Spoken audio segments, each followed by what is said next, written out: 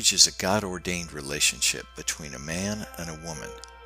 Jesus spoke of the marriage relationship in the Gospel of Mark when he said, "God made them male and female from the beginning, and when a man joins to his wife, the two are united into one."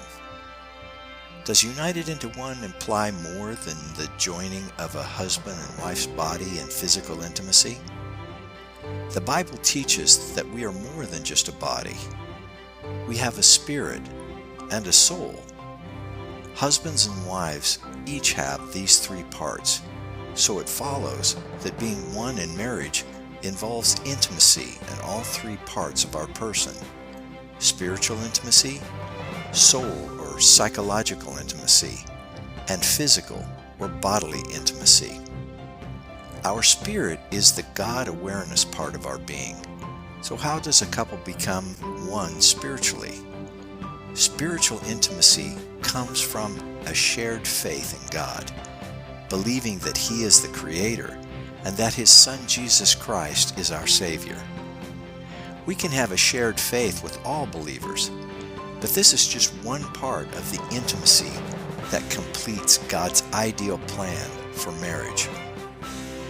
Our soul, or our psychological part of our being, is our mind, our will, and our emotions. Psychological intimacy comes from a shared understanding of what each other thinks and wants and feels. Again, we can have a shared understanding with more than one person, such as close friends and family members. However, God has set apart physical intimacy exclusively for the marriage relationship. Our body is the physical part of us, and physical intimacy comes from the husband and wife sharing their bodies with each other. Oneness in all three parts of a husband and wife can be established from the start of a marriage, but it doesn't always happen.